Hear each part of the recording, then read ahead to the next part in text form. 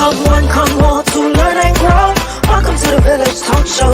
Come one, come all to learn and grow. Welcome to the Village Talk Show. We discuss what people need to know, empowering them to learn and grow. We discuss what people need to know, empowering them to learn and grow. Give praises to Jehovah, from whom all blessing and knowledge will flow. Blessing and knowledge will flow. The Village Talk Show, dedicating to empowering the community to live a healthy, safe, and financially capable life, helping each one of us in realizing our dream at any age, any point, starting from today, day. Success. Come one, come all to learn and grow. Welcome to the Village Talk Show.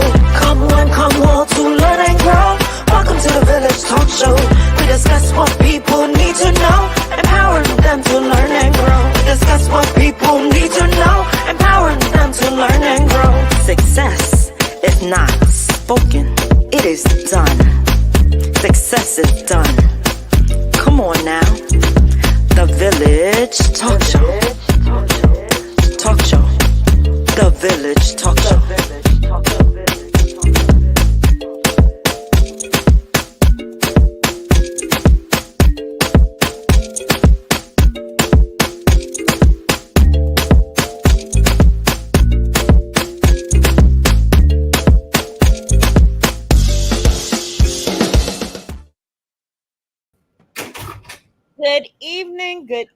Good evening, everybody. And welcome to another one of our wonderful Thursday evenings. Yeah. Go ahead, Roderick. No, I was just saying, today is a blessed day. Surely is. It's the last Thursday in June. We need to enjoy the best month of all the years. You know, the second best month of the year. Actually, I don't know. Actually, it's probably not even close to the second best month, but it's a month in the year. Such a hater. Such a hater. It just so happened that two of our people who talk on the air birthday is in that month. But the best month of the year, actually, it's not even a month. It's the best sign of the year. Is Aquarius through January. And February. We have our ways, but it's the best sign. Ladies and gentlemen, I want to thank you for joining us today on the Village Radio Talk Show. I am Roderick Daly, your host. Joining me, our co-hostess, Dr. Joanne Bryan, our executive producer, Andre Dolman, our producer, Sophie Willisey, and our co-host, the great Dr. John L. Sampson. We're dedicated to empowering the community to live a healthy, safe, and financially capable life through education, helping each one of us in realizing our dreams at any age, at any point, starting from today, where success is not just spoken, it is done. What are you doing to be successful? Excellent. Our villagers out there, if I don't get an opportunity to say hello, you can rewind the tape and hear that I said hello to each and every one of you, and saying, join us and make sure you hit subscribe on our page. The numbers are going up, but they're going up slowly. So let's try to get them up. Get some friends to participate on the village. We'll be back in the studio soon, I hope. And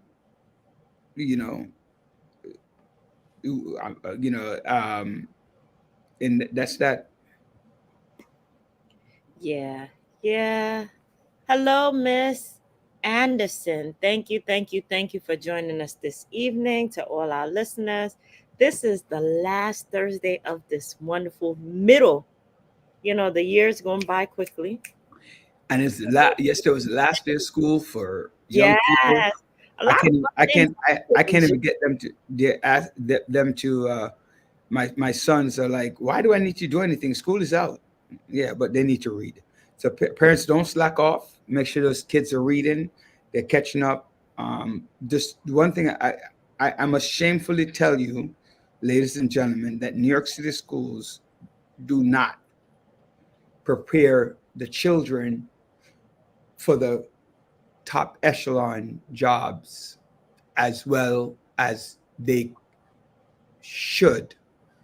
And it's not because of the New York City children. I mean, not because of the teachers, but it's the way how the system is set up that we have to teach to a certain level of students, and they don't believe in tracking students in New York City. So by lacking the ability to track students, it makes it harder for you to align students according to what they're doing, you know. And so I personally, I believe in tracking. I believe in, if you're an A student, you need to be with other A students. If you are a B student and so forth, right? If you're a B student and so forth, then you need to be with B students and the likes. But last year school, make sure the kids are reading, make sure they're doing math, make sure, you know, and make sure that you create that family time. I want to endorse something, Dr. Bryant, before we start with the topics, right? I want to endorse something even before even ask you how you doing and all that stuff. Okay. Good evening, Star Girl. You know, hey, Star Girl. Hey, all the villagers out there. Yes. Our guest from 3 weeks ago, our licensed social worker that came on to talk about mental health, right? And, you know, she sent a copy of the cards that she has. Ah, you got it. Right. I want to tell you, I want to re-endorse it. Oh, that's awesome. If you haven't, adults, children. Hold on, I have it with Naman. Right. Well, right. Right. So this, put it up again. There we go. If you haven't gotten your copy from Amazon, you need to go and get it. It opens up conversations in your house. I did it for Father's Day, and it was one of my best Father's Day. I sat down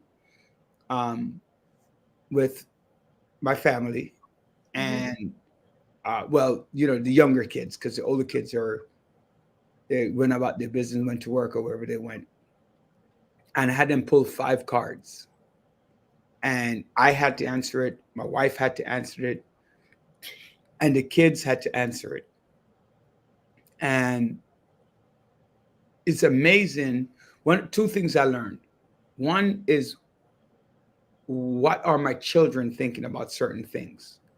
And two, as adults, our vision of what things are different. So, like, for example, one of the questions that the kids had was, do you think breakfast is an important meal? Why or why not? Right? The only thing I don't like, it's a yes, it's a yes/no question. Right? Oh, ladies and gentlemen, he's back in the hospital, so you will see some of the doctors popping up and checking up on him. So he's doing live. And like I mentioned last week, he's so dedicated to what he does, from the show to everything else, that he is online speaking to the doctors and doing his thing. But thank you, Doctor. Wait. Mike, my nurse. Hey guys, he is awesome. Yeah. Hello, Mike. So he takes care of me when I am here. He works, you know, full time, but it's on weekends. So anytime I come to Sloan, they know him. They know him well. We're a required pair here. It takes two to That's deal. right. Yeah, you know, he's off. He's off now. He's been here since 7 o'clock this morning. So Oh wow! we got to go rest his feet and get home to his family and well. So kudos to you. All right, Thank you for taking care of my boy. Yeah, no problem. Oh, I forgot to tell you, Mike got some jerk chicken and rest in peace today. Oh, Jerk chicken I ever had. Best, you heard that? Best jerk chicken. oh you ever had. wow! You're transforming everyone to Caribbean up in there. Yes. Lord have mercy. I'm trying. And also, June is what? Caribbean. Heritage Month. That's There what you it is. go. There you go. So that's why June is the best of the best of the best. Okay. Right. Like, I'll deliver your message, Stargirl. I just saw it. I'll make sure I deliver it for you. but going back to Debbie, Right. So going back to the cards as a family, even just you and your spouse or your significant other, it allows dialogue. yes. Right. It allows dialogue, and that was very nice. You know, can you keep a secret? Right. You can hear what the kids say versus what the adults will say, and what we want our kids to understand about keeping a secret and what's a secret and what's not. I mean, it was good. It was good. And so we spent about an hour overall in conversation with the 5 questions, because everybody had to answer, and then you had to analyze some of the question. So it was good. And I was saying, Dr. Butterfly, you know, the card that I was just talking about, what are you thinking? Is a beautiful thing. So It is. how are you doing, by the way, before we, and then you could go back and answer. I didn't ask you that. I just delved right into it without. Oh, well, I love the fact that you were thinking, you know, hey, what are you thinking? What are you talking about? What are you discussing? That family bond, that conversation that people tend not to have, just overall with children and adults. It's a great icebreaker, and we need that. And restorative circle when kids are fighting or whatever, just creating that bond. And even with adults, what are you thinking about? You know, getting to know more. I love conversational cards, but this one is extra special because it deals with children. But I am feeling a little better. I can say that. So today was interesting, but overall, I'm a trooper. Unfortunately, I did not get to go to Gracie Mansion to go and hang out with all my Caribbean folks out there, but it is okay. Maybe next year. Let's hope we all can go next year, and it's not a problem. Obviously, I couldn't go either, because I'm here. But you know, we're still working hard, right? We're still working hard to represent our Caribbean community and have conversations that really affect our Caribbean community. So I want to start with investment, right? I want to start with investment opportunities. And I want to touch on something that we ended with last week. And I really want the term generational wealth to become an existing term in our minds, right? My foreparents didn't have it here when they came to the United States. They made a little way for 8817 Avenue B was iconic, right? Because everybody in the family came there and they stayed there and they were able to branch out. Auntie France was able to buy a house. My parents was able to buy a house. My Auntie Bev and so forth, other members of my family were able to buy a house or find a suitable living space because they had a start, right? My mother provided a start for me. I was at the time, if I remember clearly, at the time I was the first person in my family in my immediate family, my immediate surrounding, that actually graduated from a 4-year college, right? And that's big. Right. That was huge, right? So that the opportunity was was there for me. Mhm. And then I believe I was also the first person to have a double master's. I'm not 100% certain on that, but I'm pretty sure that I am, right? And I'm just talking about the immediate family. I'm not talking about, I have a couple cousins who have degrees and stuff like that. But those people that were at Avenue B. Why am I telling you this? Somebody started a process to help us get started. Yes. We have to start thinking about making those sacrifices Mhm. for our children. And one of them is your legacy, right? What is your legacy that you're leaving with your children, right? Are you leaving them debt? Are you leaving them to fend for themselves? What are you doing to help them? Other people, it's all about the children. Like a Jewish man will make $100,000, but will spend $25,000 to send their kids to the yeshiva university. Why? Because they expect the value of the education and the output to be better. Are we making that kind of sacrifice? Why? And if we're not, why aren't we doing it? Right? What is our mentality? And where are you going to get the money from? Well, on this radio show, on this social media platform, we talk about investment. Have any of you listened? That's the one big question. Did anybody listen about any of the investment things that we spoke about? For example, Bitcoin, when I spoke about Bitcoin 2 years ago, that you can't invest in everything, right? Right? You can't invest in everything. Mhm. You don't have unlimited wealth. But if you had invested in about 6 of the stocks that I discussed, and you took $2,000, $3,000 and invested in those stocks, you would have, over the last 2.5 years, 3 years that I've been talking about it, you would have close to $100 and something thousand in the bank. If you bought 10 shares of NVIDIA, 10 shares, you would now have 100,000. That would cost you, by the time I was talking about it, was 200 and change, or 100 and something and change to $200. If you had made that investment on buy 10 shares, right?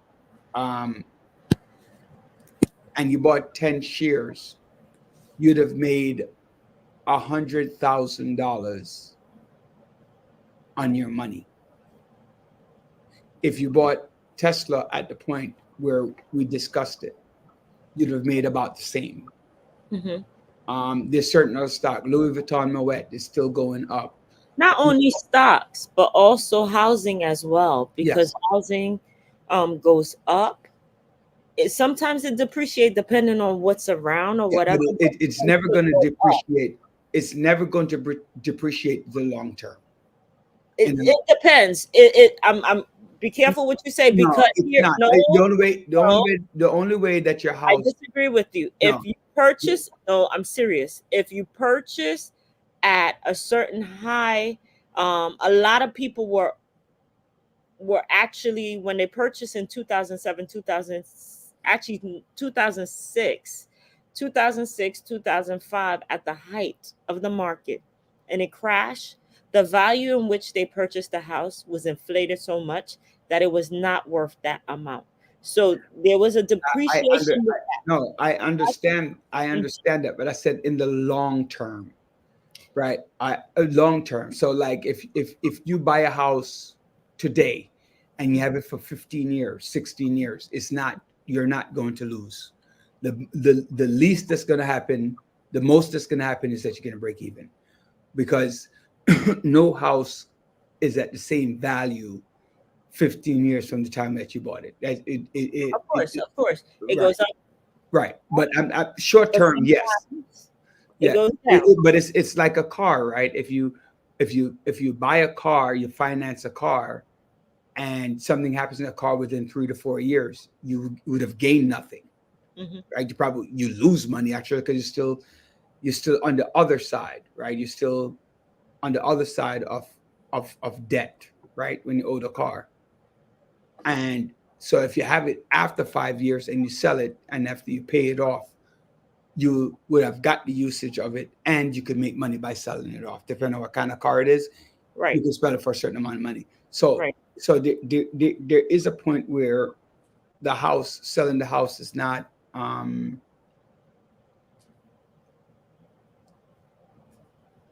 Yes. Yes. So Yes. Yes. Yes. I want to answer. Benev is our pessimist on many things on the show. When we talk about certain topics, generational wealth isn't real. Generational wealth, Mhm. Benev, is absolutely real. Right? It is absolutely real. It's what kind of start are you going to give to your children and their children and their children's children, right? So I'm not going to say that every single person is going to use that money wisely. That's not going to happen, right? I know somebody who both of his parents died and left him the house, and he lost the house, right? So it can happen. But in reality, if I left my kids enough to buy their own house, right, and they at least have the down payment for their own house, they get a job, they have a down payment in their house, they have a start. So $50,000, $60,000, giving them that kind of money for them to start their own home. That means that they have a head start, they buy it young. That means that we know that mortgages don't go down, they go up. Yeah, a little too much. Right. What they're doing. So, but it doesn't change, right? The mortgage doesn't change. So if you're paying $3,000 a month for mortgage, that doesn't change. Your taxes might go up and your other bills might go up, but the physical amount of the mortgage doesn't change. So the earlier you buy your property, He responded. Right. He said it's definitely not real because when you look at people who are wealthy, that's just luck. There is no secret recipe to becoming wealthy. That's absolutely not true either. Yes. That's absolutely not true. It's not luck alone. Obviously, luck has something to do with it. It's positioning, it's education, it's recommendation.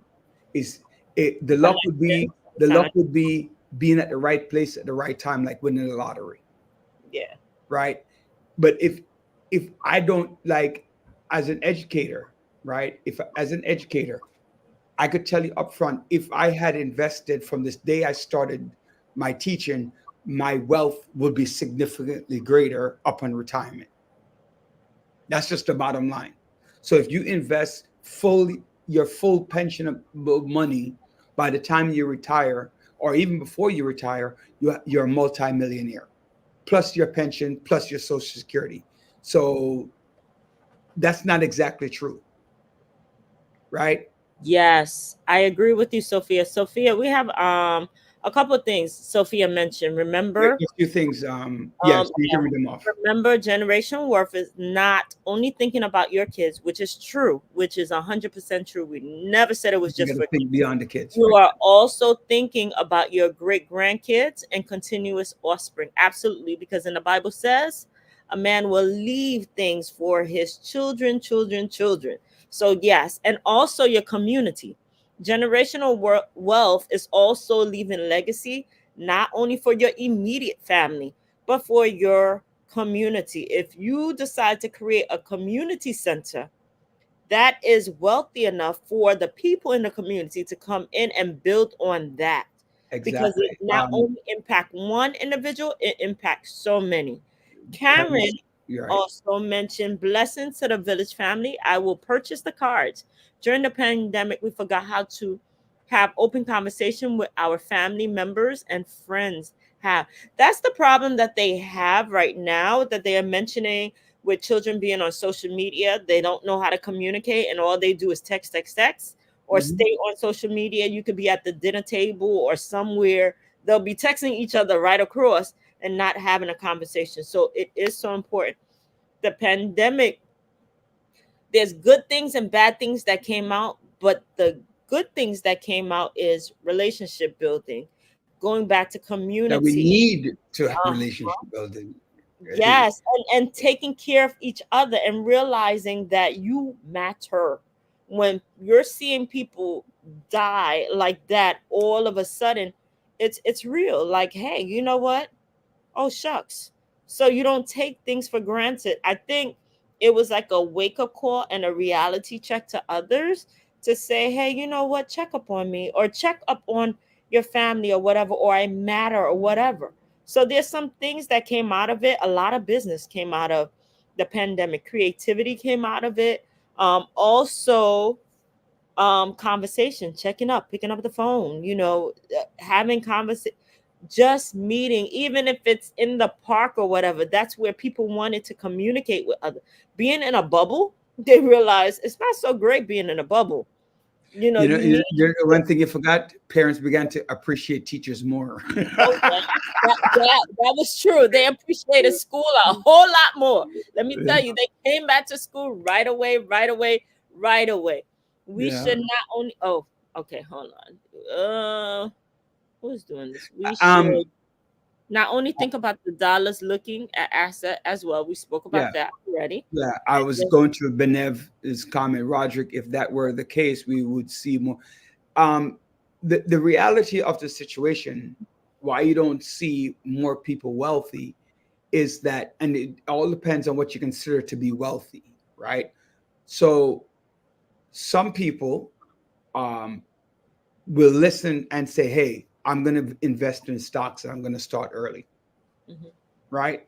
Other people, see, a lot of us Black folks and Caribbean folks, we are trained mentally to have a savings account. We're mentally trained to have a savings account. We're also mentally trained to play it safe, right? Yeah. Yes. Right? We're mentally trained with that. And so you have to break that cycle first. If you're not willing to break that component, taking risks, right, you have to talk to a wealthy person to find out how did they become wealthy.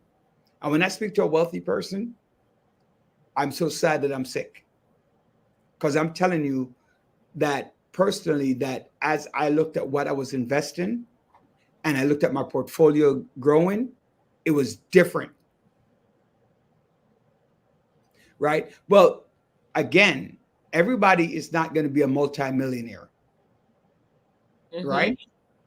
Okay? Everybody's not going to, but you can be beyond comfortable.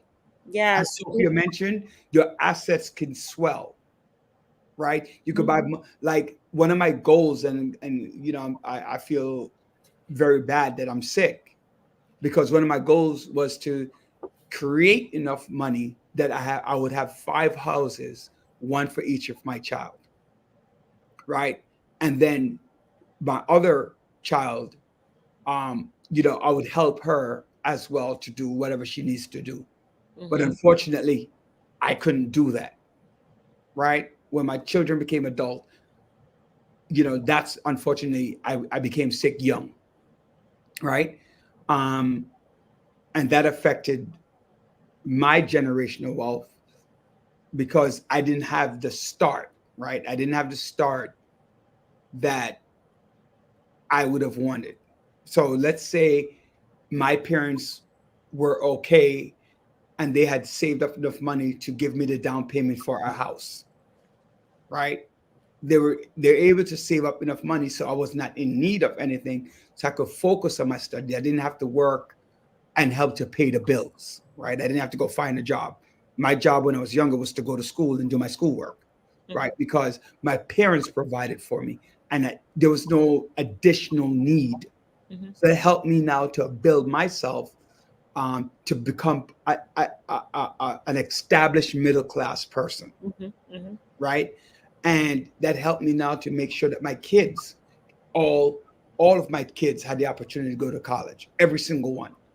Right, whatever they did with it, that's up to them. But every single one of my children had that opportunity, which everybody in my family doing. So generational wealth is not just about money. Starting something. right? It's about access to ability to make money and to be better off than the people before you, right?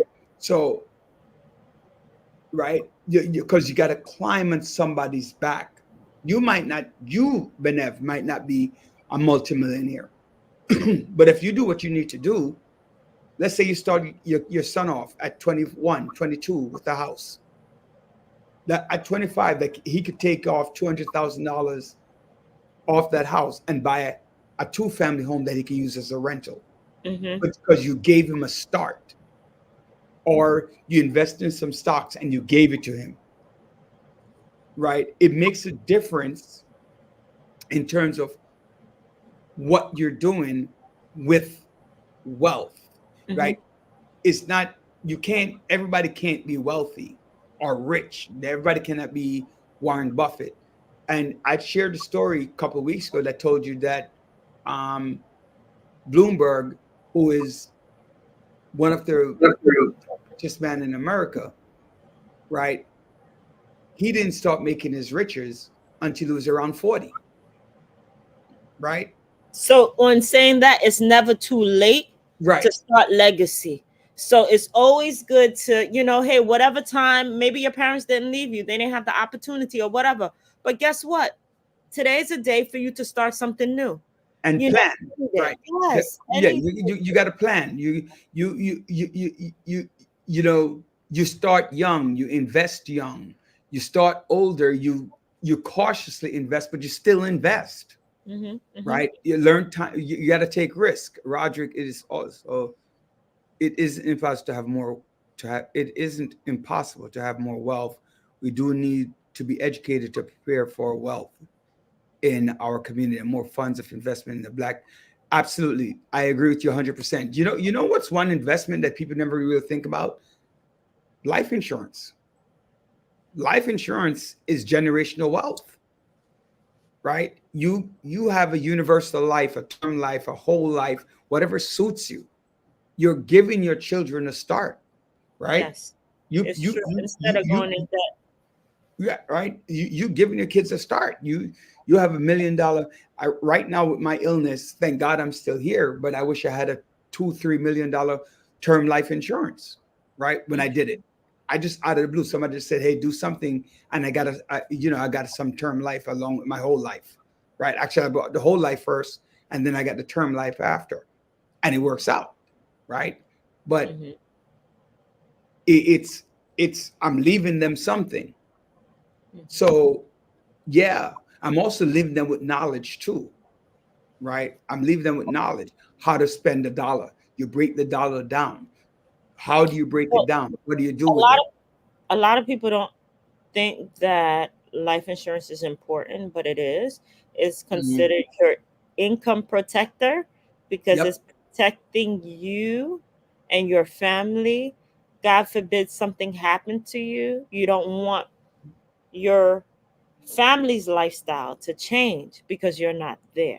You want to be able to put them in a position where they can still grieve and continue to move forward in a way that will not crumble everything, but continue to that legacy. Yes. A funeral nowadays can run you close to $30,000, right? Because things are very expensive. So these put your family in debt.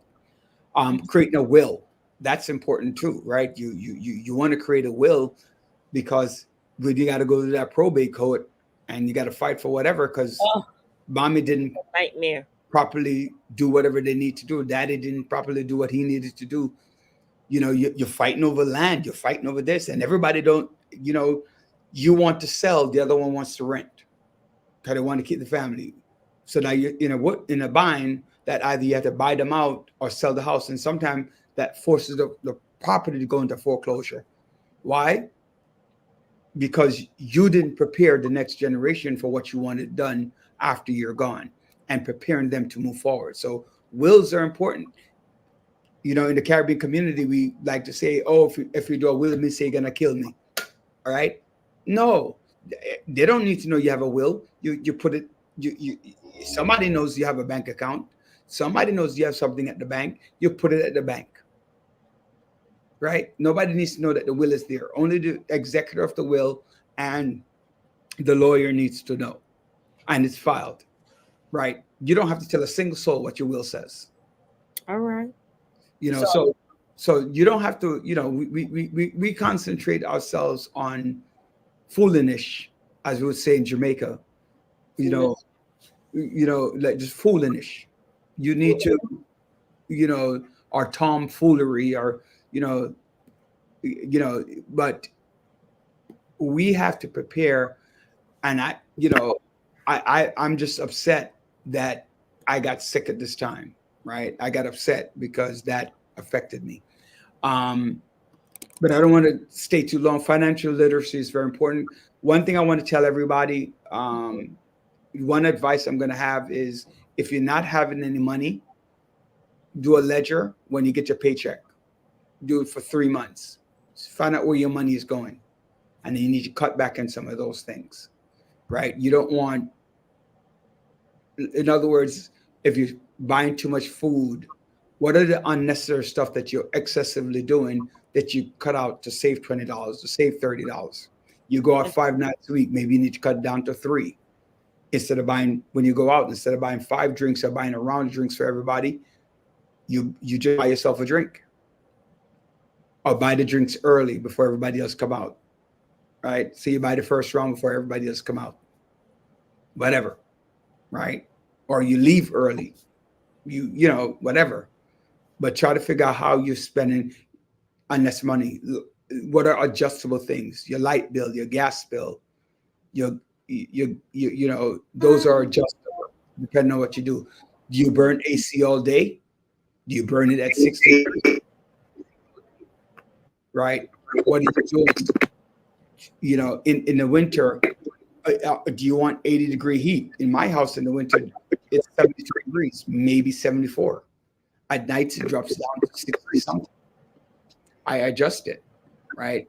And you know, my AC, my personal AC is not 68 degrees, it's 70 degrees or 72 degrees, right? Making things happening for you, right? So we do have a guest tonight. Hopefully we have less issues, should be on in a few minutes. And, you know, to talk to us about fashion, right? So we're looking forward to that. When that comes on, but so a lot of things are happening tonight. Is the first big debate, right? Tonight is the first big debate for between Donald Trump and Joe Biden. They have a huge debate tonight. The first one, Donald Trump was supposed to name his vice president nominee, right? Mm-hmm. He was supposed to name his vice president nominee today, right? Did he? No, not as far as I know. I think he's keeping people on a leash so that they can tune into him every time. Yeah. You know, he get his attention. I mean, if you know, whatever works, right? Whatever works, you're in politics. You know, once your name is floating in the air, right? Once your name is floating in the air, people know your name, right? So look at the election, the primaries that happened. Yeah. Remember we discussed that last week. Jamal Bowman, like you mentioned. Yeah, he lost, right? He lost to James Latimer in that race, the most expensive race for primary in the history. And to be honest with you, I'm not upset that he lost either, right? I'm not upset that he lost. Are you just salty? Yeah, because let me explain something. And a few politicians that are like that. Okay. Go ahead. And when they were running, they needed you. Mm. And you went out and you supported them. And you did what you needed to do to support them, endorse them, whatever you needed to do. But because they believe that you're little people, they step away from those little people. And those little people will now not vote in your favor. Mm. And I think from what I hear about Eric Adams, that is one of his problems, right? He forgot the little people. It's the same thing that happened in the 17th congressional district, where the incumbent congressman lost. This is a second loss, right? Who is that? Who you're referring to? If you look up the 17th congressional district of New York, I don't remember the name off the top of my head right now, but he also lost. And Karen, you're right. What Karen just said, going back to the conversation about clearance, clearance sales, buy good groceries from bargain retail, stop buying Jordan sneakers. He does contribute to our community. Oh, let me know. Okay. I think that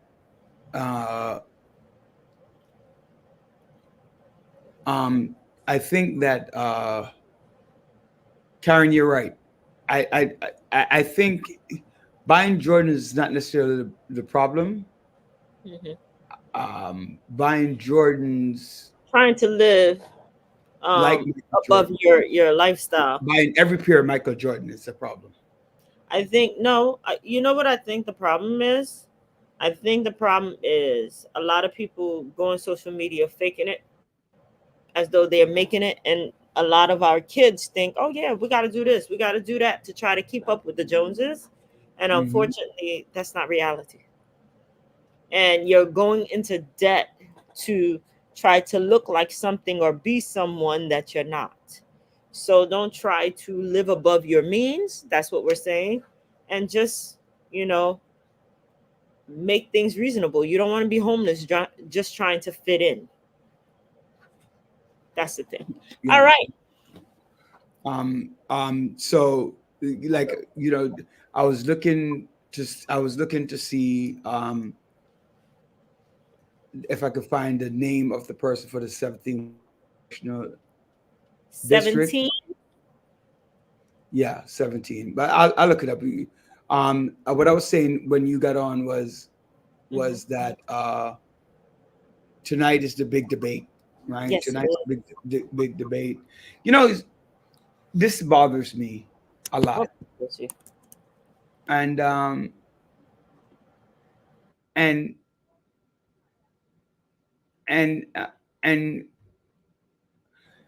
what bothers me is that I'm really angry.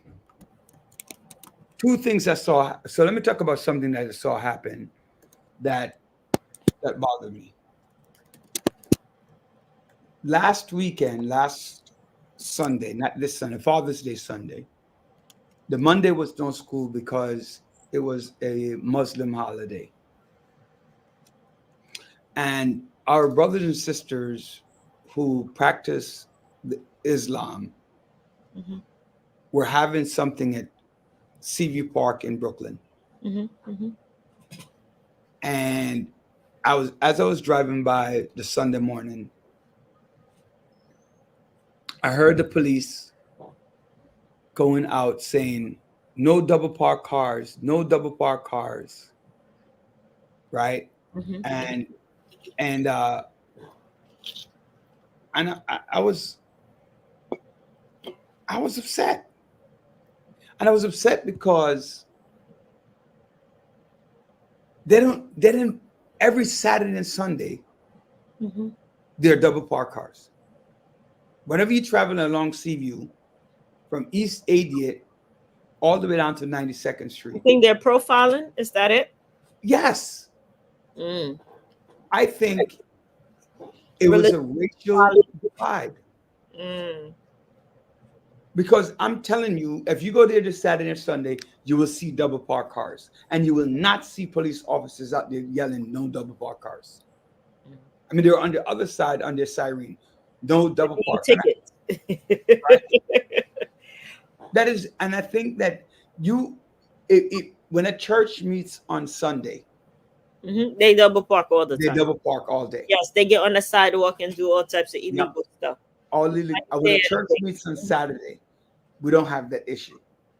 When our Jewish brothers and sisters block off Eastern Parkway that you can't walk, they don't tell them to get on the sidewalk. The cars can get through. They actually block off the street, so you can't even park.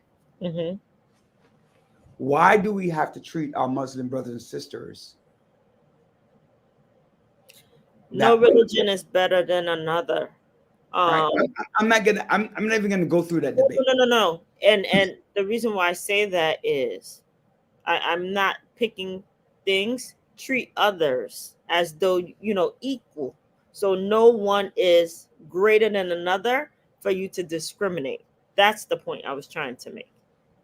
That if you allow one to do something, a religion, a holiday, and whatever, make it equal across. Because now when you treat one inferior, a difference, then you make them feel inferior. Hey, Empress, how are you? Where are you this week? Nobody to protect Black and brown. I don't know that. I'm not sure if that relates to what I'm talking about, because a Muslim is a religion. Islam is a religion, and it has nothing to do. It has nothing to do with race. But because a lot of people who practice the faith of Islam do consider themselves to be white, right? A lot of them consider themselves to be white. When they fill out your census, they put white. So I don't know about Black and brown. If that's what you're talking about in that particular situation, Karen, if that is what you're talking about, then some of them they don't consider themselves Black at all. So I think it's more living vicariously through you, Empress. I'm not talking to Empress, because Empress is not speaking to me. So because she's not speaking to me, I'm not speaking to her. Stop being childish and greet just let Empress know that I do miss her, though. I miss her company. Bali. Have a great time there. Yeah. My God, the food must be incredible. She sucks. The view is incredible. She sucks because she's going to Thailand. She's going to Bali. She's going to Singapore. Live the life. Live your best life. I don't blame you for that, but I'm still not talking to you. Wow. Thank you for tuning in the morning from Bali. We love it. Thank you. Always thinking of us. Yeah, speaking of which, I'll show in 2 weeks. I'll be in Thailand. So I'll do it from Thailand, actually. I don't know what to say to you, but okay. That's great. Take lots of pictures. Yeah, I'm going to try to share some. And in one piece when you go there and come back. Plan to eat some good food. So what were we talking about? Will be on shortly. Okay. Actually, we guess should come on now. So people, make sure you tune in to the race. See what's happening with the race, what's going on. And we talked about legacy.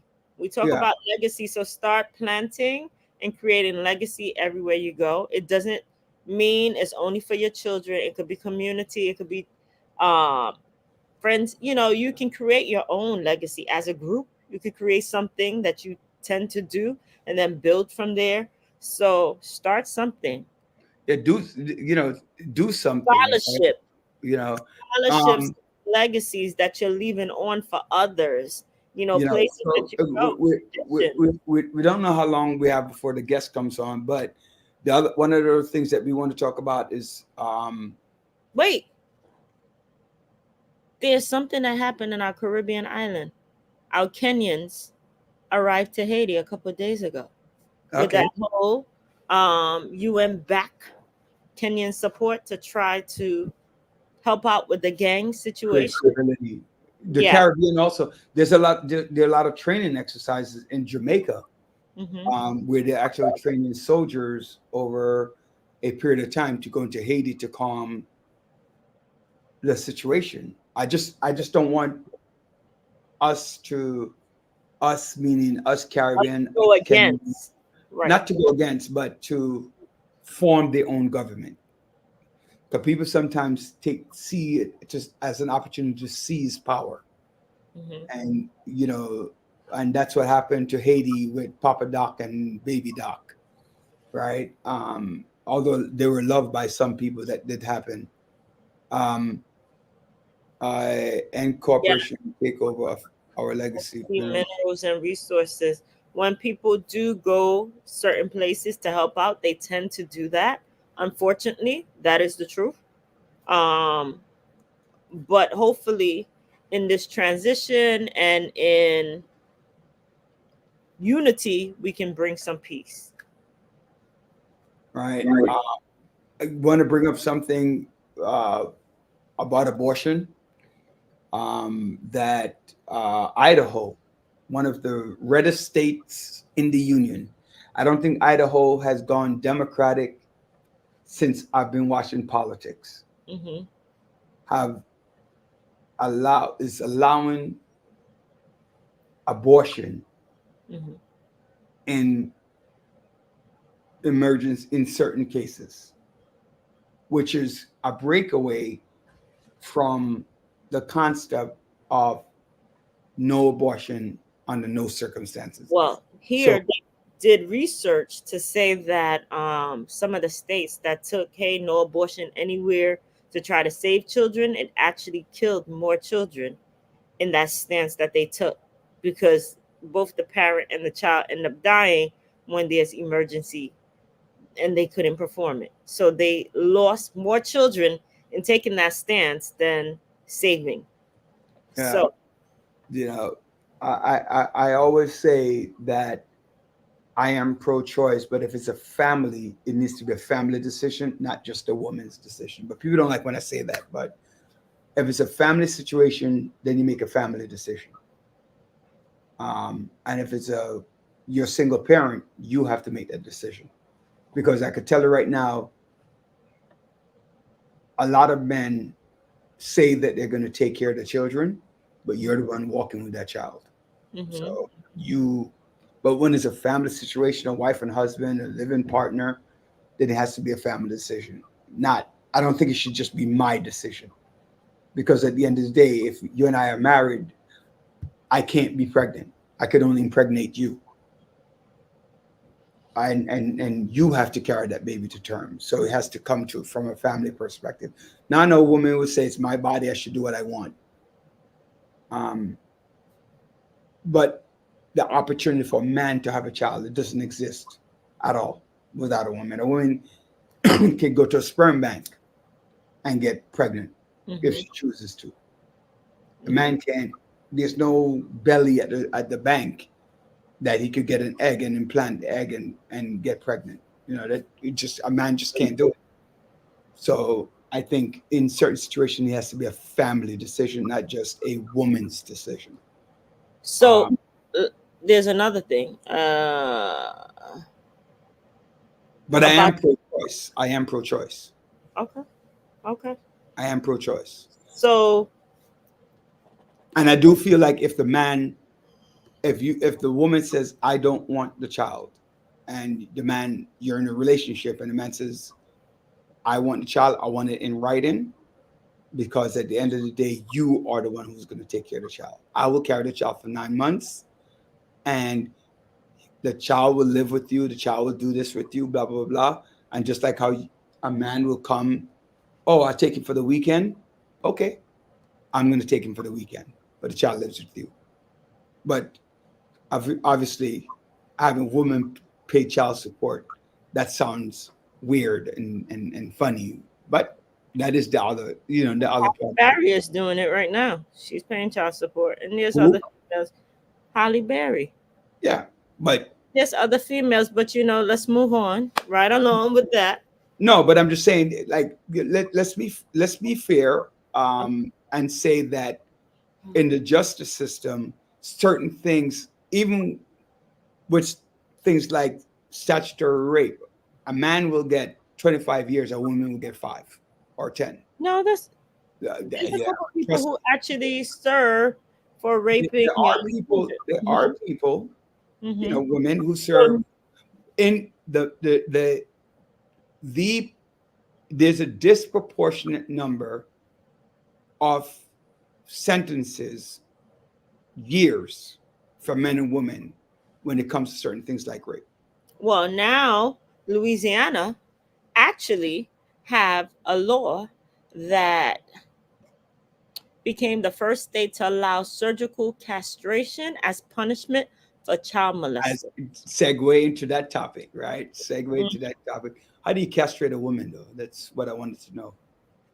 They do, and How do you castrate them? I don't know. How do you do that?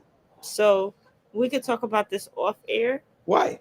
We're on the air. How do you castrate a woman? I don't know. I mean, don't be vulgar, but you could explain. I have no idea. I'm not going there with you right now. No, But I'm actually dead serious. I'm actually very. serious. I'm very, very serious about that too. I'm not going there with you right now. Why not? Why you don't want to explain? I don't know. How many of our viewers know how do you castrate a woman? I have no idea how you do that, because I know that you have to pee, and you pee, you give birth, you have intimacy. In a lot And of places, uh-huh. Go ahead. in a lot of places in Africa, there's 30 countries in Africa, Asia, Middle East, and Latin America that actually do that to females. But And I'm saying, how do you do it? What I don't know. Like, I don't. For me, I feel like if you close up the hole, oh and God, imagine- Roger, can What? we actually move on? why I are don't you want uncomfortable? Wait, hold on. Why are you uncomfortable? Listen, can we do that another day? Our guest is here, and we want to Okay, talk stop, about. stop. Wait. Hold on. Thank you, Wendy. You a lot have of countries, but we're not talking about that. I just mentioned about briefly what is happening in you the have to news learn in to be Louisiana. uncomfortable. Why can't you be That's uncomfortable and fine. discuss something? We could discuss don't this know. next week. Okay, so you do your research, and next week we can have that No, discussion. because then you're not going to want to talk about it next week either. I know you. Bring it next No, week. you're not interested. Okay. Because there's something about it that you don't want to talk about because maybe you think it's vulgar or something. But All right. Let's bring our guest on. So, and we're usually, so ladies and gentlemen, the castration thing is just a new law that just came about in Louisiana. So a lot of strange things are happening. All we're saying is keep your eyes open. Changes are happening, but you have to be aware of that. Yeah, so I was thinking about that law before I bring our guest on, right? I was Right. thinking about that law. I think, like every law, like death penalty and other laws, I think that it's going to affect a lot of innocent people. A lot of innocent people will be suffering. And I'm sorry, I see you, Albert, but give me 1 second. Donald Trump got convicted of 34. Hear me out. Let me finish. 34 counts by his peers. People are upset that he got tried. Whereas 5 Black and brown boys spent so many years in jail in the Central Park 5 for a crime that they did not commit. So when I think about laws like that, I think about the Central Park 5 and Donald Trump. Because it's, factually that more Black and brown people were executed under the death penalty. and many of them were innocent, Mm-hmm. while their white brothers and sisters were saved, and they weren't innocent. So that's one thing I have a problem with the law. Not because I don't like the law, I do believe in it, but I don't like it for that reason. Let's bring on our guest.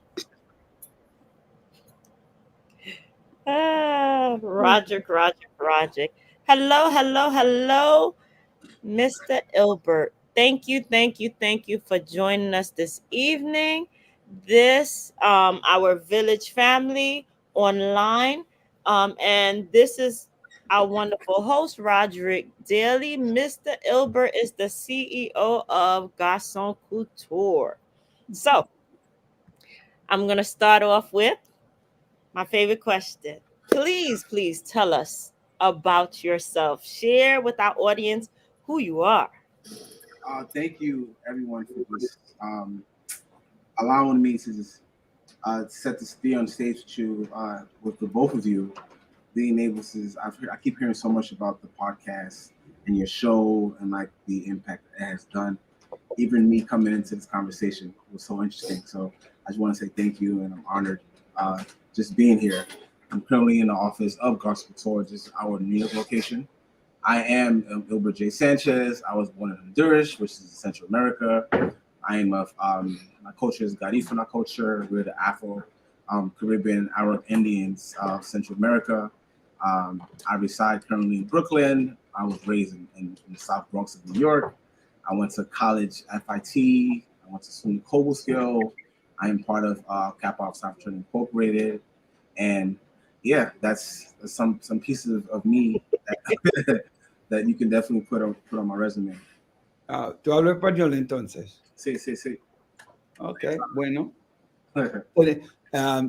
Nosotros podemos tener esta entrevista en español si quiere, porque Si usted quiere, pero si no sabemos si señor Brian va a saber de qué nosotros vamos a hablar. Está bien, porque ella habla creol. No hay un problema con ella, porque a veces tenemos que hablar sin ella, porque ella habla demasiado, entonces. Ella habla demasiado. No, es mentira, pero. You talking crap? Yeah, yes, I'm talking. How you know I was talking crap about you? Yes. Yeah. No, he just basically said that you wouldn't understand. And I said, that's okay, because you speak your damn Creole anyway. And we don't understand. I heard the Creole part. He's such a hater. I'm a hater. So welcome, Ilbert, to the show. It's a pleasure having you. Dr. Bryant has been singing your praises, what you have done for young people over the last couple of years. And my background prior to retirement was in education, and I was there for a long time. So I know that the additional impact. I always say that, especially within our Black community, Black and Brown communities, that many of our students, when you ask how many of you are going to graduate from high school, how many of you are going to go into college and get a vocational studies job, when they're young, you see every hand raised. By the time you get to high school, the hand still might be raised, but they know that they're not going to make it. So the question becomes, what are we doing to make school and education more impactful? And that's the second component of school, which is that social interaction, the extracurricular activity outside of education that will help to promote them inside of what they learn in the classroom. So we applaud you for Garçon Couture and what you're doing about that. I want you to, my next question, because I have a whole bunch. Wait, I have to brag about him. I do have to brag about him. This man knows how to dress. So I'm looking at your color attire, the blue on the blue, and I have the opportunity of having my child. So I have to brag because he opened up his door, and he, having a young person reach out to you to say, hey, they're interested in fashion. Not many people would take time out to actually entertain that. Some people will, but have another male actually influence them and take time to have conversation and say, yeah, this is what I did, and meet them at their level. Kudos to you for doing that, because you did that for my child. Saying, hey, you know what, let's talk, let's meet, and this man is super fly. He dresses some quality. When I mean quality, dress. Some people you see on TV, some people you watch, some people you might not even know. He takes time out to make them comfortable, create reality for them, and just make you feel special. And you allow my child to not only feel special by coming and shadowing you every week, but you also allow him to create his own prom attire. So he was able to build his dream and create that reality and say, yeah, he was worried about saying, oh, I don't know how to sketch, I don't know how to do this. But guess what? That young man decided, I'm going to sketch my prom suit. I'm going to design it. I know how I want the threading. I know how I want this done. And it came out exactly how he anticipated. And then seeing what you build, like your baby, creating that and bringing it to life, is something that children only imagine, but you created that reality for him. And of course, he was the flyest in the room. Yeah. So not because he was my child, but because it's the truth. So it's 100% because it was your child. Right? But I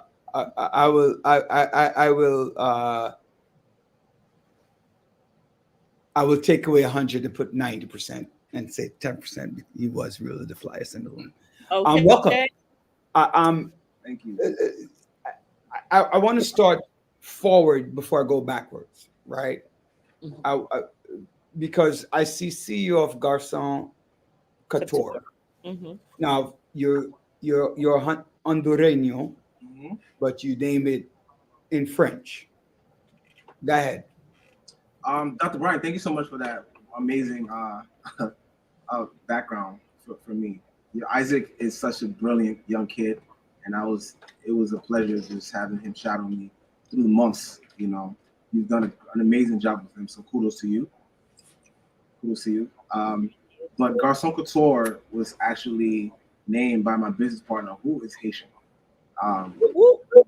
He named Garçon Couture, and so that's like all him, right? And then we have excellence in every thread, which is the motto, and that's from me. I created the excellence in every thread under Garçon Couture, which is pretty much our motto, to be able to have such impact in the fashion industry that every thread is an excellent type of impact when you're putting on the clothes and to how you feel from the inside as well. I wish they could see the place. Is it possible for you to actually show some of the items that you have? Because it's really fly. I don't have my laptop with me, so this is my iMac. Also, there's like a station. I wish I could be able to, I mean, that's fine. Tell us,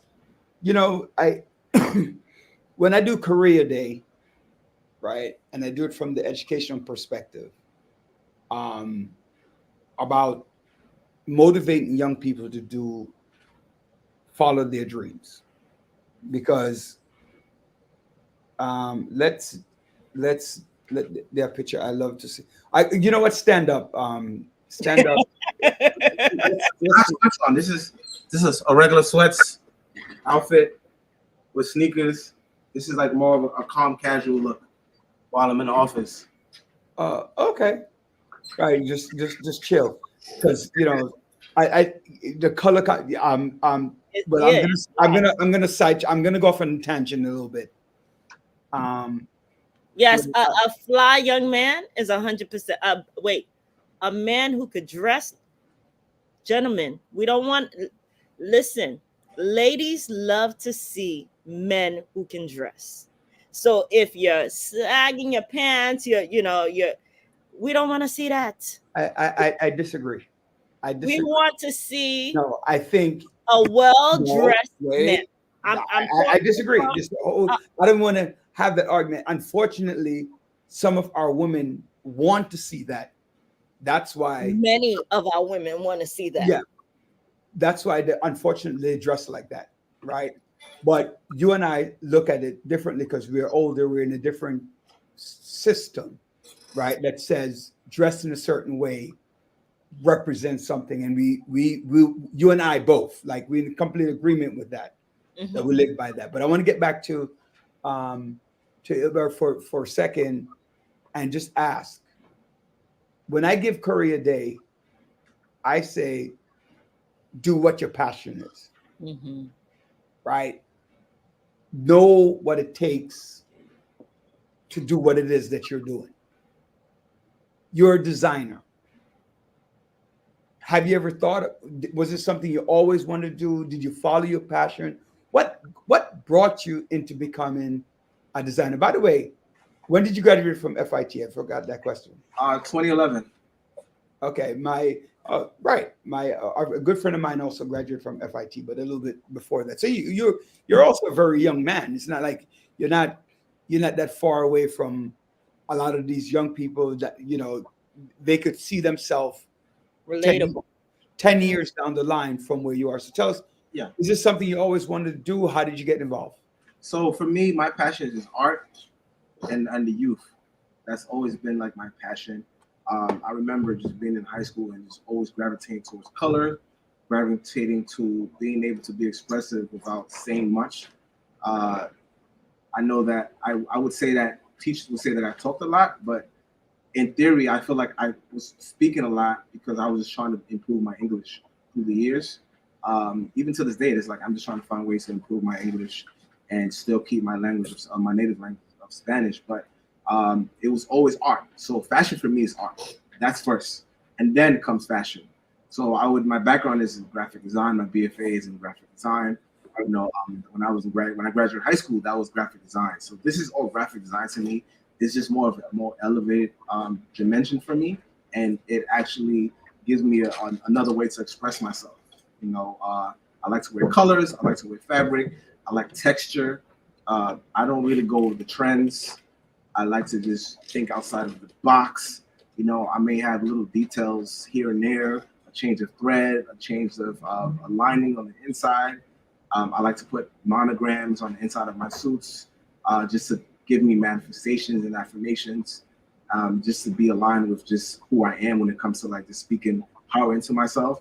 So when it comes to art, I fall into the fashion category because that's the lane that I've decided to pick. But if I was in let's say, and I was in the Fortune 500 company, if I was working for Google, I would be in the art department. If I was working for Facebook, for Meta, I would be in the art department. Something that had to do with something where I can express myself freely. And me landing in my own company, Garcia Couture, has led me to be able to just continue to express myself on a day-to-day basis with when I style my clients, when I style celebrities, or when I'm just making a collection for Fashion Week. So let me ask you a question because I'm a little bit jealous and envious. So I'll ask this question because I can't dress. My wife dresses me. I used to wear colors when I was younger. She told me she got rid of all of them and made me like a business type, black suit, gray suit type person. But let me ask you a question. Yeah. I was watching a television show. I forgot, Jill Scott is on the show and somebody else is on the show. And she sung a song and she was walking down the street and she heard a song playing on the radio. Mm-hmm. And she started to scream. You know what the questions I'm going to ask you, right? No. What is your reaction when you see your design walking on the street, on television, in a magazine? What is your reaction? Who do you call first? What do you say?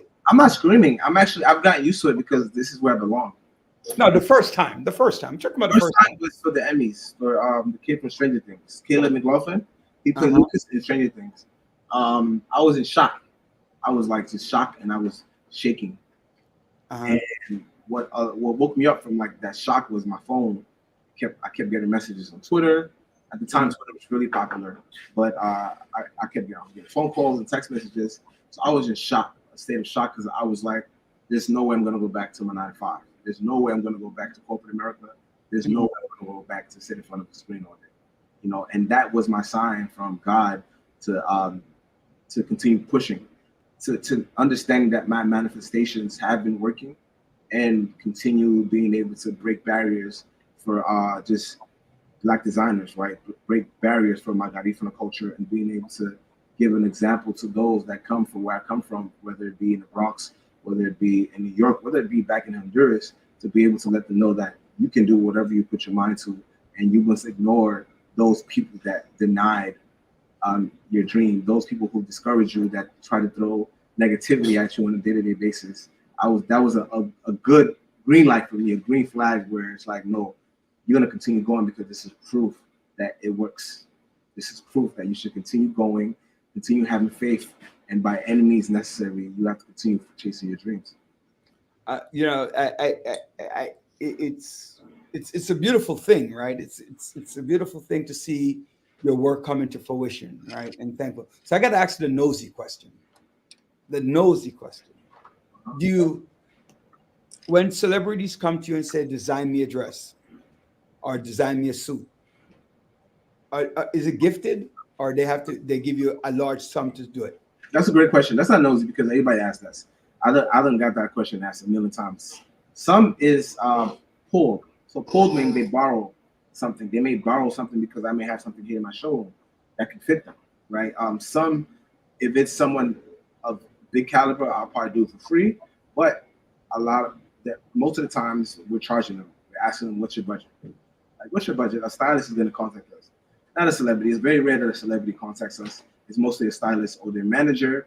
The team is asking us, oh, we need this for like the BET Awards, for the ESPYs, for the Globe Awards. What do you have? We may say we don't have it, but we can create it for you. This is going to be the cost. Do you have a budget for it? Okay, so you find out what their budget is and you work around their budget.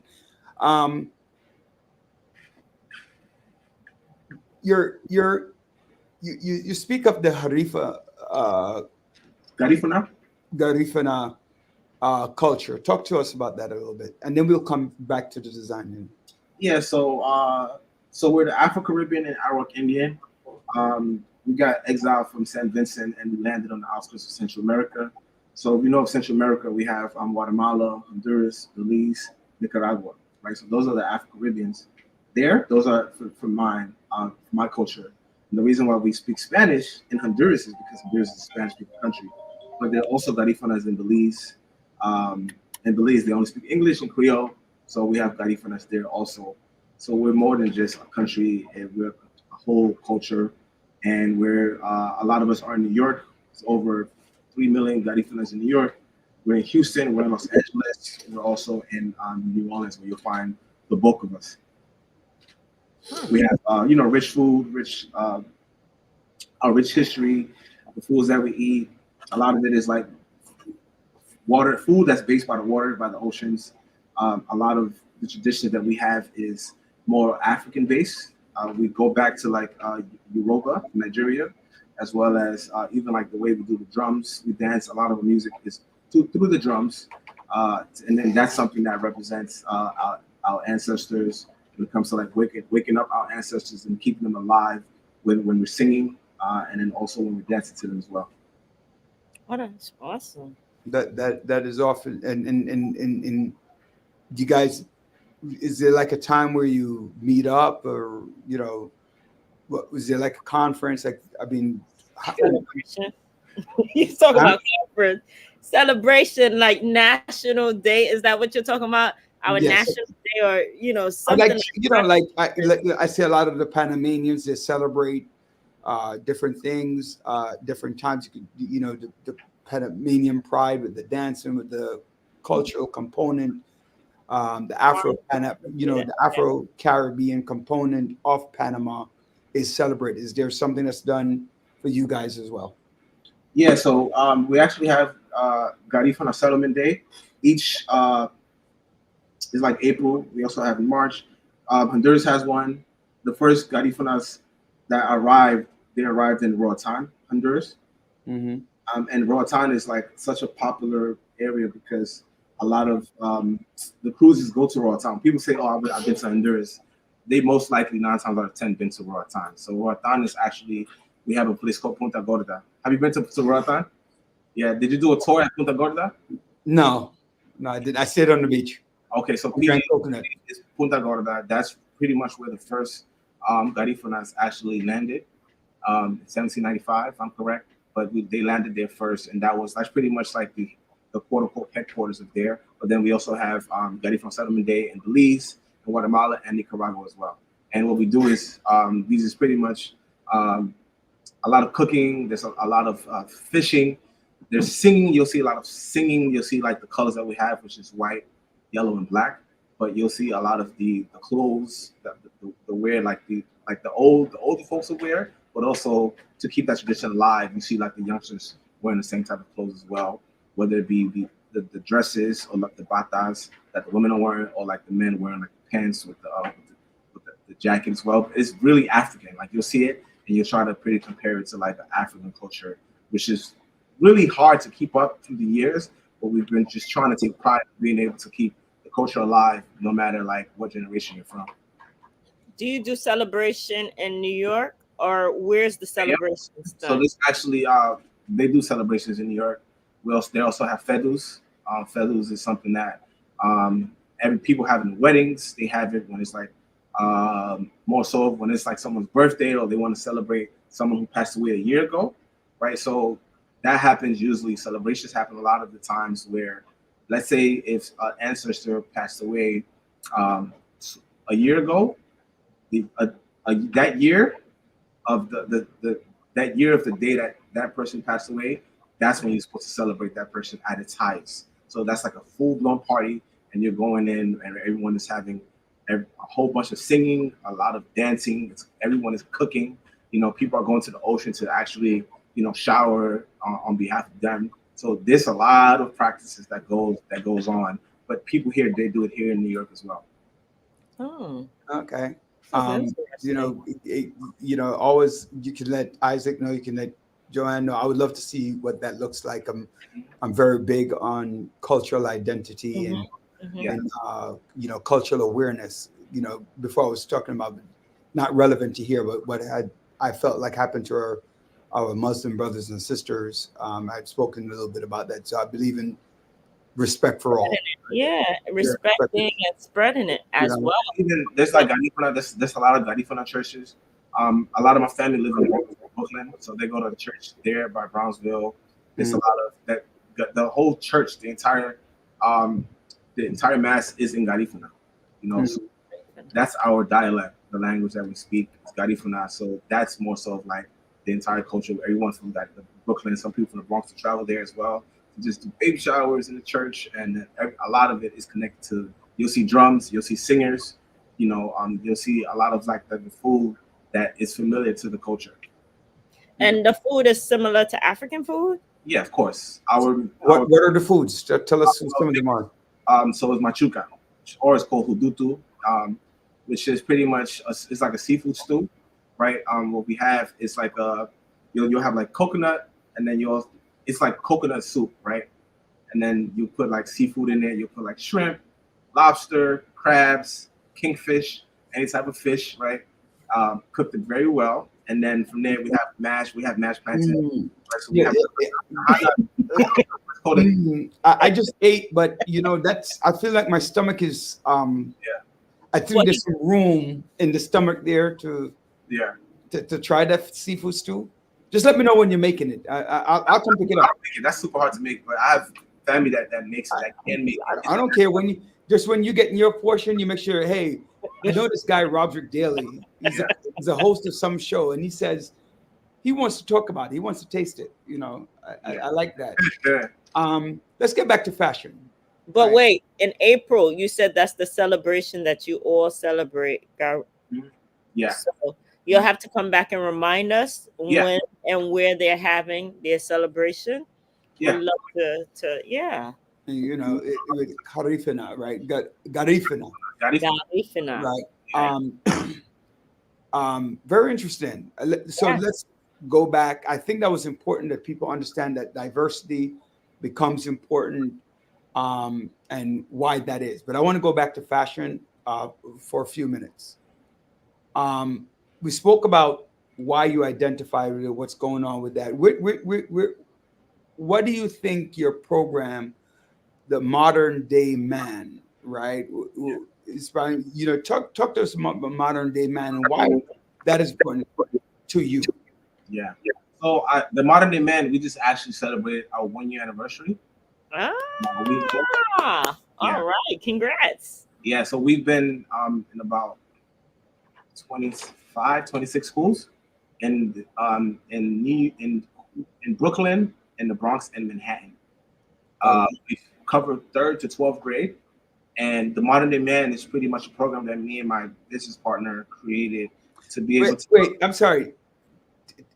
Let me just ask you, your business partner's last name initials are V-E? Yes. Okay, because his wife was my boss. Wow, everybody has been a boss. She was my direct boss. Yeah. Oh wow. So is it a small world? Yeah. Is this one of those small world type of things, or I didn't hear you. Is this one of those things where people say it's a small world? Yeah. Is that? Yeah. Because I was reading something and I saw the name. Yeah. And I go like his wife, because what his wife does. But prior to her getting there, she was my boss, directly my boss. Wow. Yeah. Yeah, she was my boss until 2019. Okay. So I love that. She's an amazing person. Yeah. Yeah. So I just thought I'll share that with you. So tell us about what you do in the schools. How do you teach design? Yeah. How do schools get involved? We pretty much have empowered. We're just there to empower and uplift these young men. A lot of our youth are lost, especially after the pandemic. I feel like we're just so behind, and a lot of the times when I mention these schools, they need guidance, they need push. The staff in the school are good for the most part, but it's not enough. I know in other states they're just getting much more support, but when it comes to like these Black and brown communities, the support that we're getting is just not enough, and it's not sufficient to be able to actually help cultivate these young students, help navigate them to the next stages of their young life. So the Modern Day Man actually preps them for that when it comes to a holistic perspective for them. So what that means is we're going in speaking to them about hygiene and grooming. We actually start the first weeks with creating a positive mindset, because the mental is the first thing. You cannot create anything in life without your mental being intact, right? So we're speaking about affirmations, we're speaking about manifestations, creating life goals, being able to understand how can we improve your emotional intelligence? How can we improve just your behavior, your character? Is it okay for men to cry? Can men give each other hugs? So these are the things that we're actually showing them. What does that look like for you on today? So we're giving them all of these tools as modern day men, not as yesterday's men, but today. Like, what does the man of today and tomorrow look like? And we have those tools because just from where we come from, like my beginnings come from Honduras, right? And then from Honduras going to the Bronx, we're doing in the middle of the crack epidemic. So I've seen myself wholeheartedly so much stuff, and I was able to actually navigate through my rough communities to be able to where I am today with so many blessings. And I don't take any of that for granted. So when I see these kids, they remind me of little me, and it's like, how dare I keep all of that stuff to myself? So I'm just pouring into them on a day-to-day basis. Giving them entrepreneurship advice. I've been an entrepreneur for about 8-9 years, so I just pouring nothing but like love and consistency into them, right? Holding them accountable, being able to provide, showing them like how to iron, right? Showing them how to put cologne on the correct way, giving them advice on how to create boundaries or how to treat your mate the correct way, being able to just be polite and be a gentleman today, because a lot of these young men do not know how to be gentlemen. It's important that our young men and women, but primarily we're talking about modern day man, I've learned to become a hugger. Right? I've learned to become a hugger. Yeah. My big kids, well, my oldest son, he loves that stuff. Like, oh God, he just loves to hug. My youngest one, he loves to hug too. So the three in the middle, hugging, I'm like, I have to grab their hand, grab the other hand, because I don't know that I taught them emotion, right? And I think as a Caribbean man, you don't express emotion like that. I don't know if it's too late. I don't think it's too late, but it's different, right? Yeah. So teach them from young to be in tune with their feelings. But I just got to tell you, men don't cry. I don't know about that crap. Men crying. That's just. You know what? Stop talking that garbage, because that's why half of the time these young boys, they think they're so hardcore.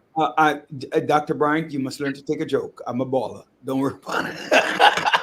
When situation hit, like I didn't even know. Honestly, I didn't even know I could cry. I mean, when situation hit and you're down and you're depressed, or you realize certain things, you have to learn to express yourself. One it is to express yourself is through tears, right? And it's not a bad thing that you express yourself. It doesn't make you any weaker, right? It doesn't make you any weaker to be expressing yourself. It actually make you stronger. People know that you.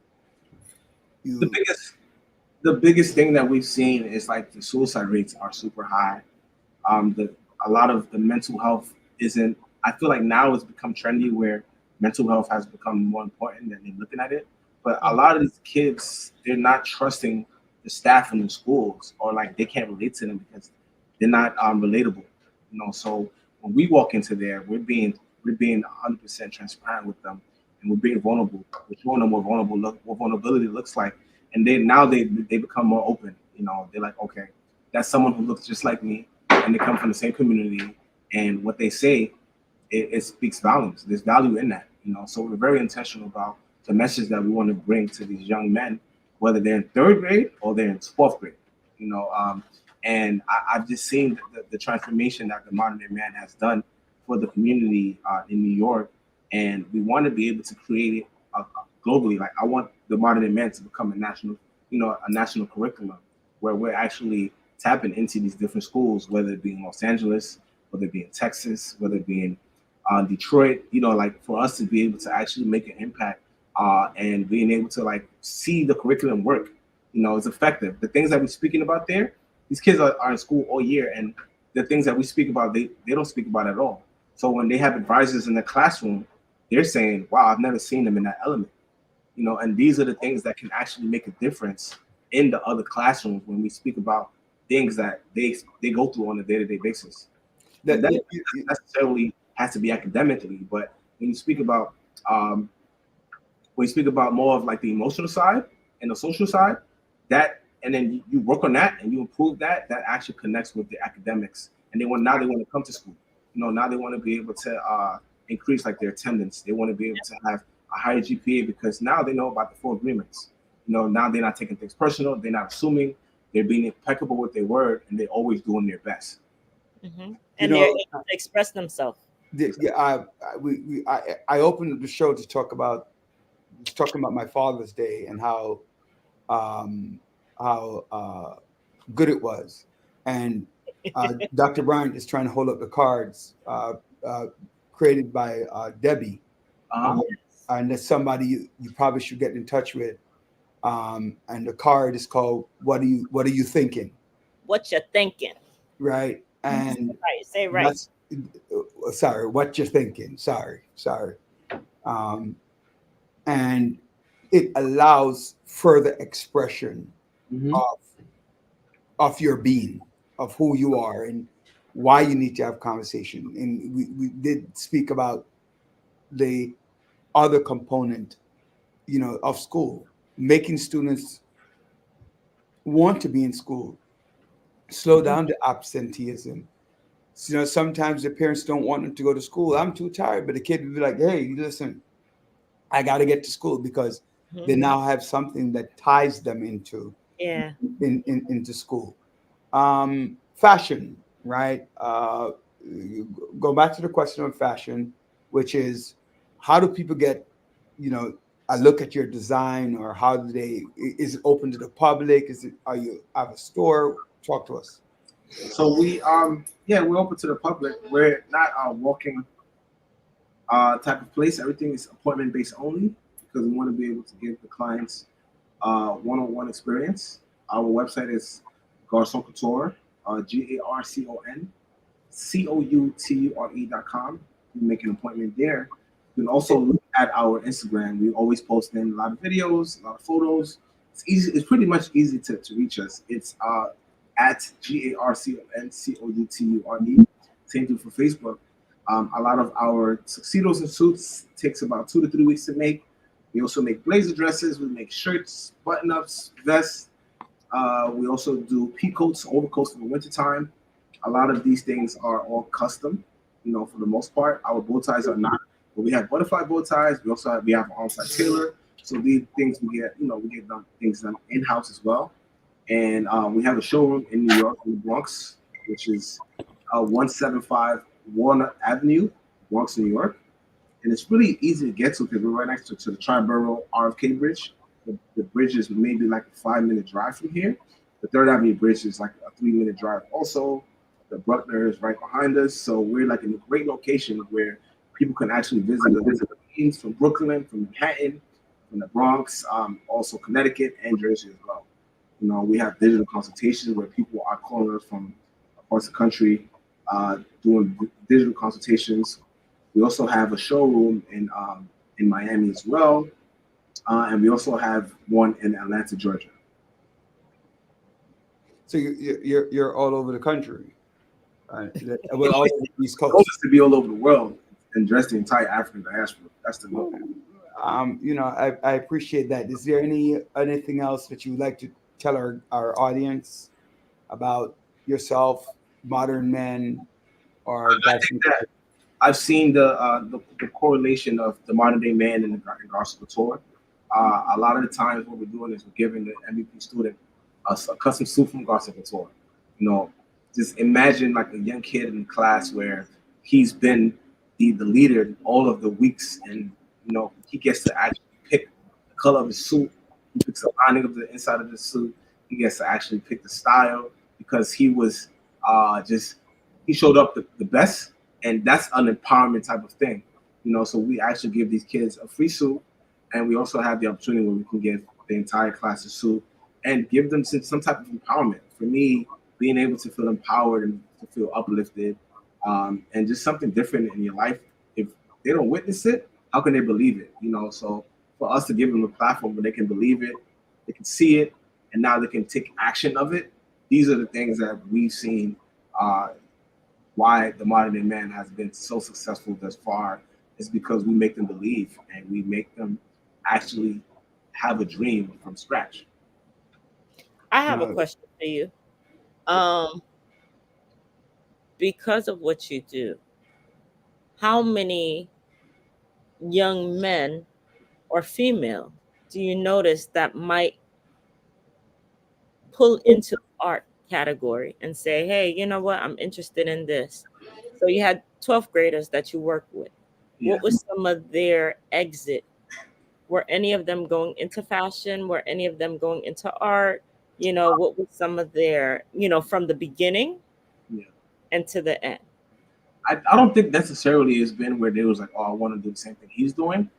They took the tools that I've used and connected it with whatever they're doing, right? So when we speak about perseverance and resilience, me just navigating in this wild American world, you know, navigating through that and then using the tools of like being able to learn the language, being able to actually understand the culture, being able to get out the hood, you know, all these murders and killings. Like a lot of my friends have passed away, and it's like being able to navigate through that and just staying afloat, you know, having a tunnel vision I think using those tools they've used and they've ran with.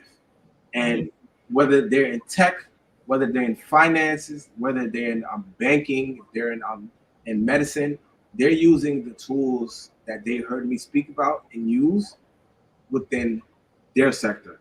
And that's how I've seen the growth within them, being able to be like, hey, Mr. Sanchez, you know, my family kept they kept discouraging me to go to this coding class. But you know what I did? I used your element of like ignoring and putting negative people to the side, and I ran with it. Now I'm working for this Fortune 500 company, making 6 figures plus from your perseverance and the tools that you taught us in class. These are things that are showing up for us. Tell us about Fashion Week. How is it preparing for Fashion Week and things like that? I was gonna say I hate Fashion Week. It's not that I don't hate Fashion Week, but having a fashion show is exhausting.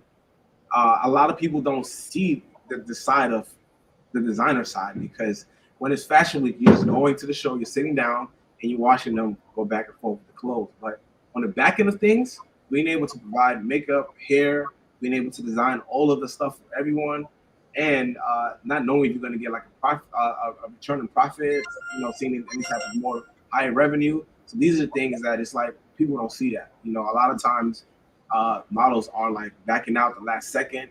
They're sick, they got hurt, you know, or we got to pay them a certain amount.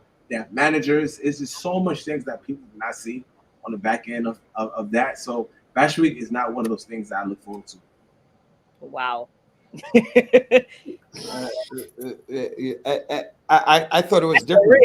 I modeled when I was younger, and for a fashion show, and that just craziness of going back, changing my clothes. Oh my God, and you know, so I could only imagine what you guys have to go through in terms of picking out the clothes, what you want to wear, what to look you, because all I had to do was put it on to make sure it fits well. You gotta have it right too. Yeah, you know, so I could only imagine.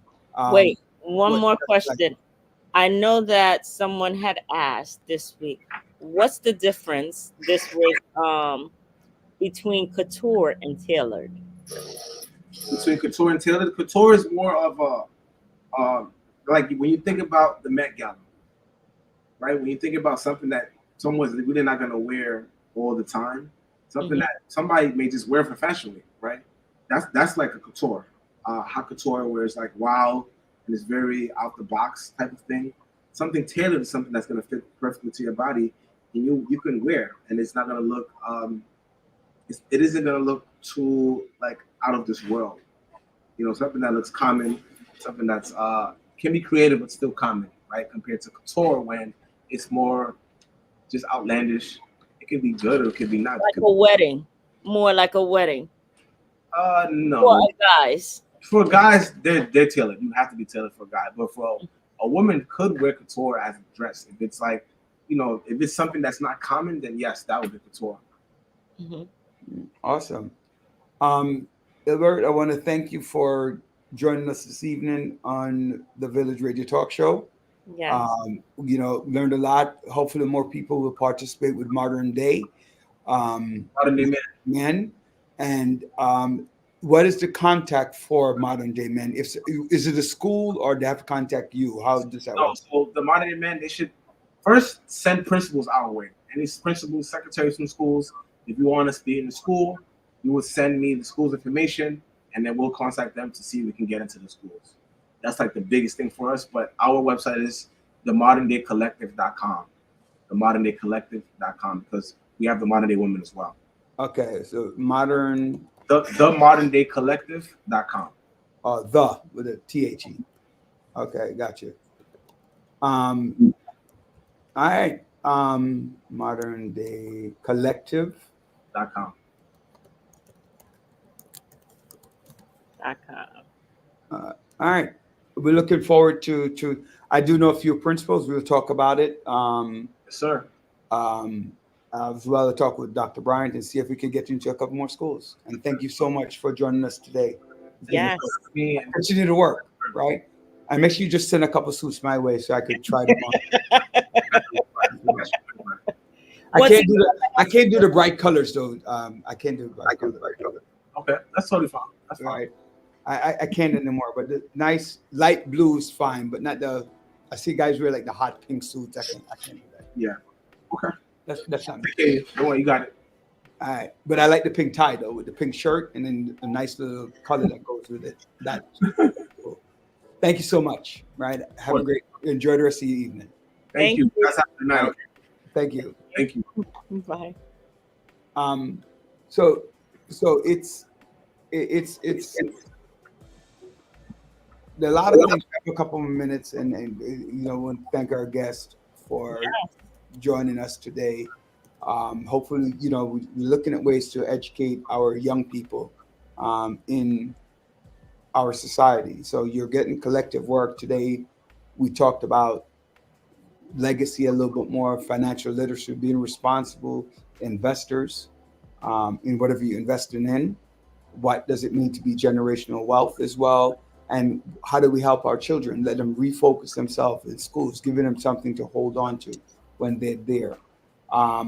With that being said, I just want to finish up on a very sad note that sad note in one way, good in another way, depending on your perspective of it. But that the Uvalde police chief today was indicted for his negligence in what happened in Uvalde, Texas, a few years back, where they waited too long to enter the building, which caused more casualties as a result of that behavior. I don't know how I feel about that, one way or the other. I'm not there yet in terms of my thought process, but you know, it's something to look at. A lot of people get indicted for a lot of things, and so. Yeah, and I just want to give a shout out to all our graduates, our high school, elementary, middle school, doctorate. Congrats, congrats, congrats. And special shout out to my little man, who is officially a high school graduate. So I'm excited about that. So yes, this is the season for all stepping up, stepping, moving, and new levels. So and I will get my butt handed to me if I don't say the following thing. Happy birthday. Happy birthday to my wife. Her birthday is on Sunday. And so hopefully she's going to enjoy her birthday. You know, unfortunately, we're not going to be together for her birthday. That's unfortunate. Lord. Since we've been married. So I miss you, love you, and you know, wishing you a happy birthday. And I want to also say happy birthday to one of our commentary that usually come on, Kareem. His birthday's on Monday. So happy birthday. So Miss Daly, happy birthday. Kareem, happy birthday. And if we miss your birthday, our listeners, happy birthday, and have a wonderful, wonderful weekend, because live it. Live your life, your best life. The debate is starting. So I know that Project want to get on and our listeners want to get on. And thank you for joining us this evening. We appreciate you. Come back, come back, come back again. All right. Also, just real quick before we hang up, happy birthday to Ina Lawson. Her birthday is also on Monday. And happy belated birthday to Paulette Johnson, my aunt. So happy birthday to everybody in June. I'm finally over with this month. So I don't have to hear anything more from our co-hostess and our co-host, and neither from David Sampras Michael tell me about how June and his birthday is now a national holiday. God bless each and every one of you. I hope you have plans. And ladies and gentlemen, please make a plan for your family for vacation. There's nothing like a memory. Money can bring you to a place where you could have memory, but money is not a memory. A memory is actually physically doing something that you're enjoying with your family. God bless each and every one of you. Please continue to watch, hear, listen, and view The Village Radio Talk Show. I am Roger Daly, your host. Joining me is our co-hostess, Dr. Joanne Bryan, our executive producer, Andre Doman, our producer, Sophia Willisey, and Our other host, our who's other not here. host, Dr. John L. Sampson. God bless each and every one of you. Have a great night. Bye-bye. Bye.